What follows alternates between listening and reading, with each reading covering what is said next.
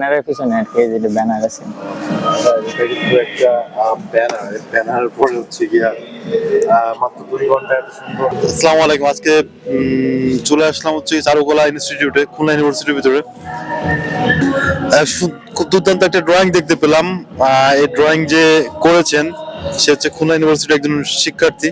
তার সাথে আমরা শুনবো আসলে সে কিভাবে এত সুন্দর একটা ড্রয়িং আঁকতে পারলো। তোমার নামটা বলবা? আমার নাম উজ্জ্বল মন্ডল। কিভাবে সম্ভব, মানে এত সুন্দর আর্ট কিভাবে করলা?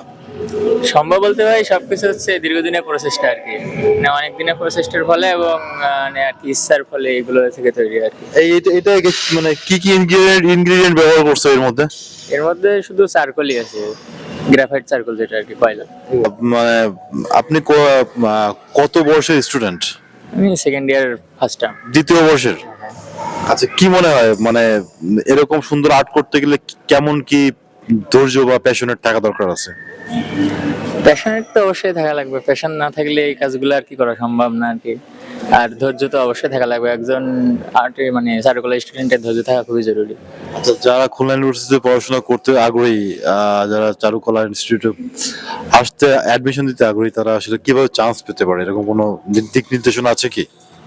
দিক নির্দেশনা বলতে যাদের আর কি এই বিষয়ে প্যাশন আছে এবং যারা আগে থেকে আঁকাআঁকি করে, ঠিক আছে, আগে থেকে আঁকাআঁকি না করলে শুধু 2-1 মাসের প্র্যাকটিসের ফলে এটা সম্ভব না আর কি। কারণ এরা কোনো ছোটখাটো জিনিস না, মানে চারুকলাকে মানে ছোট ভাবতে পারে কিন্তু এটা আসলে কোনো ছোট জিনিস না। এটা কি দীর্ঘদিনের প্রচেষ্টার ফলে এরকম এরকম ড্রয়িং সম্ভব হয়েছে? অবশ্যই দীর্ঘদিনের প্রচেষ্টা ছাড়া সম্ভব না। যারা এরকম ড্রয়িং করতে চায়, শিখতে চায়, খুলনায় খুলনা অনেক অনেক বাচ্চা কাচ্চা রয়েছে যারা ড্রয়িং শিখতে চায়, তারা আসলে কিভাবে মানে মনোনিবেশ করতে পারে এই বিষয়টা?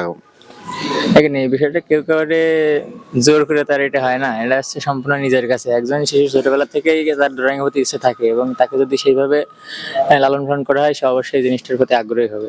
আমরা এখন ছবি দেখে বুঝতে চাই মানে এর প্রেক্ষাপটটা আসলে কিভাবে, মানে আপনি এই কি মানে এটা আসলে বুঝাই বলবেন ছবিটা? না, আমি আর কি এটা করছি যে একটা গায়ের বধূ কলসি গায়ে করে যে একটা, গায়ের বধূ। হ্যাঁ গায়ের বধূ, মানে আর কি সেরকম এখানে কোনো রেসিজমের কোনো বিষয় আছে কি? রেসিজমের কোনো বিষয়? রেসিজমের তেমন কোনো বিষয় নাই আর কি। আচ্ছা, কলসি কি ভরা না খালি আছে? কলসি ভরাই।